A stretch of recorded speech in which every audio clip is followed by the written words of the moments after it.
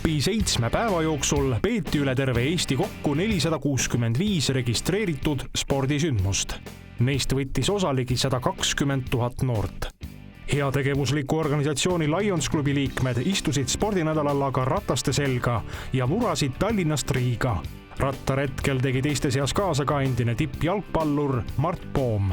Vabaduse väljakult läksid teele Lions Eesti klubi 9 rattarit. See on heategevuslikku eesmärki kandev projekt neil, kus iga kilomeetri läbimise eest kogutakse raha ja siis nende vahendite eest ostetakse paljulapseliste perede lastele jooksujalanahusid, et lapsed saaksid mõnusamalt ja rõõmsamalt sportida.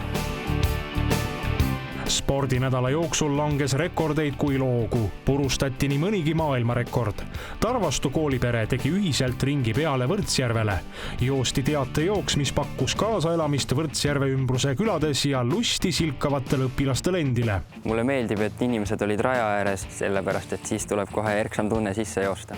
Rahvast oli hästi palju ümber ja kõik vaatasid ja tunne oli super. Tallinna Reaalkooli õpilased püstitasid aga rekordi sõude ergomeetril. 1000 noort panid seljad kokku ja sõudsid igaüks teatevahetuse pikkusega 100 meetrit. Spordinädal 2015 säravamad ja põnevamad asjad on näiteks olnud Tallinna Reaalkooli maailmarekord 1000 korda 100 meetrit teatesõudmises, kus 1000 last läbisid 100-kilomeetrise distantsi ühtekokku 9 tunni, 8 minuti ja 14,3 sekundiga. Täispikk tööpäev. Vahest maailmarekorditest suurema kaalugagi on aga iseenda üle saavutatud võidud. Uhkusega võivad peeglisse vaadata kõik, kes spordinädala jooksul tossud kapist välja võtsid ja rõõmuga liikusid. Teiste seas ka näitleja Marilyn Jurman. Tema jooksis oma elu esimese maratoni. Maraton oli kindlasti palju raskem, kui ma arvasin, et see on. Ma ei osanud ette oodata, et sul hakkavad mingid sellised valud igal pool olema, mis häirivad sind, et võhma on ja kõik on, aga lihtsalt on valus.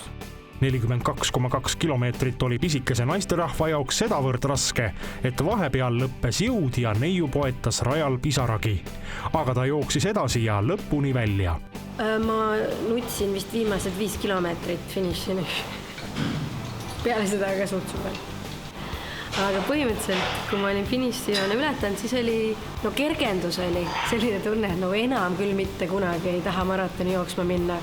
Aga nüüd olen paar päeva mõelnud, et tegelikult võib-olla ikka jookseks küll.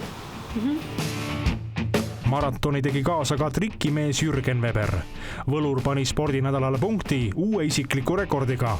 Trikimees läbis pika distantsi 3 tunni, 18 minuti ja 46 sekundiga. Kui ma 364 päeva aastast olen trikimees ja tegelen mustkunsti ning illusioonidega, siis vähemalt 1 päeva igal aastal olen ma jooksumees. Ja see oli minu jaoks juba 3.